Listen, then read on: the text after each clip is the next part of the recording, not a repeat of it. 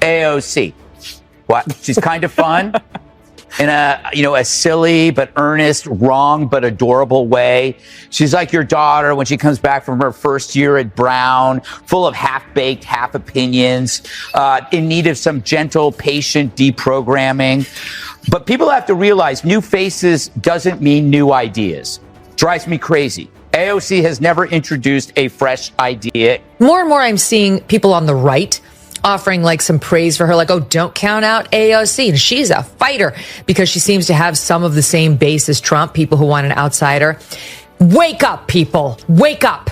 She was 100% on the side of Jordan Neely here, throwing out all the racism accusations and all that her woke identity politics playbook.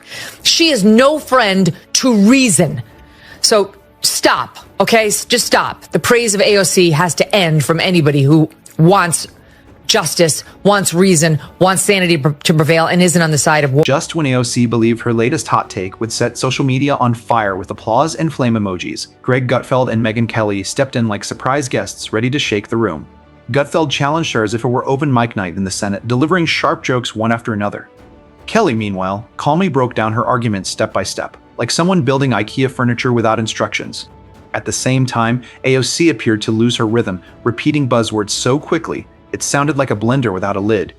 The situation quickly spun out of control. So, what did they say that turned her viral moment into a public setback? Let's just say it became messier than Congress trying to agree on lunch. Me crazy. AOC has never introduced a fresh idea or issue in her life. The reason why she gets along with Bernie is because she's like an 80-year-old leftist in a used bookstore. I mean, she may look fresh, but she's as stale as an abandoned futon on the street. It's like, I listen to her, I go, I heard that at Berkeley in 1980. AOC walked into another verbal trap, presenting her tax-the-rich message while holding a $14 oat milk latte and discussing economics like she had just downloaded a finance app 5 minutes earlier. But this was not really a debate. It felt more like a public relations problem she created herself. Gutfeld and Megyn Kelly did not need to raise their voices. They simply highlighted the moment and allowed the Green New Deal argument to slowly fall apart on its own. It was like organic gelatin left too long under bright studio lights, gradually melting while everyone watched. Check in on AOC and see what she has to say. Any quick reaction on what's going on with Elon Musk and President Trump on Twitter right now? Oh man, the girls are fighting, aren't they? I think this breakup we've been seeing a long time coming, but we'll see what the impacts are of it legislatively. Okay. You're so cool referring to them as the girls. She's above it all, Ben. That's what she's trying to telegraph. You see, she's the adult in the room, the one out there who does a preacher accent. And she leans into her fake Latina accent. And she's the adult. To be clear, this was not a debate, a serious discussion, or anything close to a calm exchange. It felt more like bringing a spoon to a flamethrower battle. Near a Whole Foods in Washington, D.C., Alexandria Ocasio-Cortez made a bold statement. That comment quickly reached two commentators who have little patience for what they consider economic fantasy and even less tolerance for activism presented as detailed policy. No surprise. Who would go see a movie that's the opposite of entertaining? There's nothing entertaining about that. Michael Moore's colonoscopy is more entertaining than that because there's probably more twists. But it does show you how great it is to be a progressive in a liberal biased culture. She really doesn't do her job, right? She makes movies, she goes to galas, she sits for glossy butt-kissing interviews in GQ and other women's mags. Once you get over to the fact that you're hollow inside, it's not a bad life. Gutfeld arrived with the calm presence of a chainsaw at a yoga retreat. He looked at AOC's latest idea and treated it about as seriously as most people treat a phishing email. Megyn Kelly followed close behind, armed with sarcasm, screenshots, and the energy of someone prepared with sharp replies for every viral slogan trying to present itself as a revolution. The problem is, and the reason why they don't have any ideas, is they operate on half opinions. Like, what if we get rid of cash bail? Oh, let's do it. What happens? You have repeat criminals wreaking havoc. What if we have sanctuary cities? Hey, let's do it. What happens? You have rapists and killers, finding sanctuary, safe haven. What if we give trans rights that we don't have? Well, you just ruin women's sports. You ruin safe spaces. You make kids' lives hell. But they never think about what their ideas incentivize. That would be nice. So where are their ideas going to come from? The situation began when AOC decided to redefine what success in America means. Her latest proposal felt less like detailed policy and more like an old social media post filled with bold slogans but lacking clear specifics. In her vision of the future, the economy would grow if the government managed it, almost like a donation-based yoga studio. There would be less emphasis on competition or individual drive and more focus on shared results. Critics argue her ideal system sounds like one large national group project where effort seems optional, yet everyone still receives the same gold star. A little bit of the New York Times review. And Teo, he thinks that the hopelessness of the movie makes it a hard sell for people who would go see the movie and also for voters to change their minds about climate change. But they said for AOC that she offers the best on-screen antidote to despair because she's funny, a canny political strategy. But they don't like it if conservatives are funny. Yeah. Right? It's only that's helpful if there. Right? If a conservative is funny, that's mean. You're right. mean. Greg approached AOC's economic vision the way a scientist might study a crop circle, more amused than upset. He appeared genuinely curious how someone could speak with such confidence while seeming disconnected from daily life. The joke implied that maybe AOC lives in a world where rent is paid with positive energy and inflation is simply a rumor meant to spoil the atmosphere. Megyn Kelly chose another approach. She did not answer loudly. She allowed the moment to develop, relying on years of real-world experience and careful research. She stayed calm and composed, without shouting or theatrics. Her reply felt like someone quietly placing a latte down, straightening a cufflink, and slowly dismantling an argument step by step. The real surprise was that neither Greg Gutfeld nor Megyn Kelly had to push very hard. They pointed to reality, and AOC's own reasoning appeared to handle the rest. Performance from AOC, who decided to go to the Bronx and pretend she was Cardi B.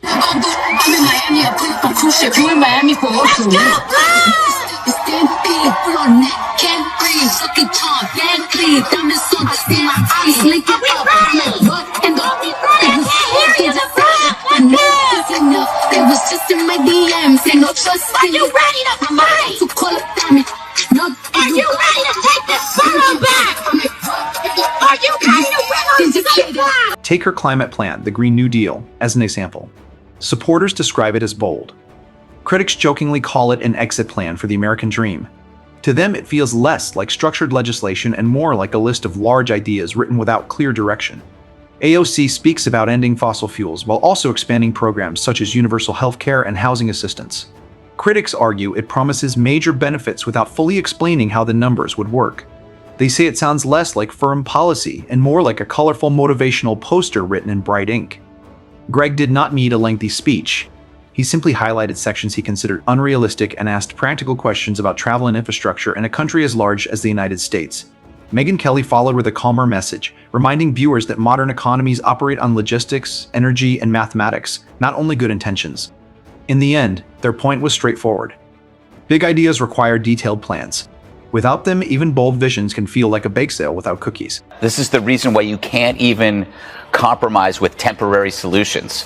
Because even if you give a temporary solution to a lefty, they're going to make it permanent. There's no such thing as temporary, with whether it was mail-in ballots, or it's the moratorium. You give them and they go, oh, yeah, sure, and we'll get back to normal. No, they won't. Moratorium, they don't even know what that means. And we don't actually, I have to say, we don't talk about her at all. We talk about the stories, and we're always very, very respectful. I think she's incredibly talented, but she hasn't lived enough to be that era. Yet AOC continues to portray billionaires as medieval dragons resting on mountains of gold. It is as if the only barrier to a perfect society is a series of fiery speeches and a powerful IRS. There is little mention of supply chains, budgets, or basic mathematics, only the strong belief that taxing the wealthy will solve everything. Grade almost burst out laughing when she introduced another make the rich pay proposal. It seemed aimed at people who think the Laffer curve is a roller coaster at a theme park. His argument was simple. If extremely high taxes solved every issue, California would be a flawless progressive model, not a state struggling with high costs and policy debates. In AOC's narrative, opposition is rarely about economic logic. It is often framed as misogyny, prejudice, or hostility toward vulnerable groups.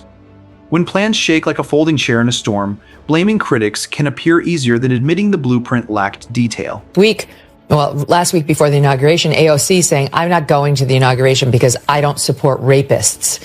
That is a defamatory statement. She didn't make clear that's opinion. She said it as though it were a matter of fact. It isn't. And I really think he should give some serious thought to suing her. She wasn't on the legislative floor. She was sitting in her apartment doing a little Instagram.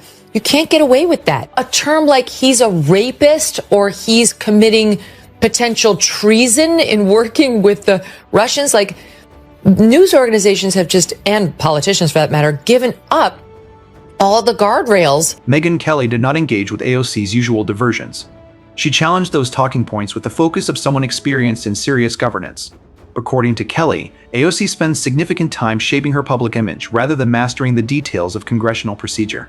This is the same lawmaker who once warned that the world had only 12 years left, posted dance videos on TikTok and blamed economic systems for extreme weather, sometimes within the same discussion. Now she presents a moral economy centered on forgiveness programs, identity panels, and emotional appeal strong enough to cloud a hearing room. Greg leaned back and laughed.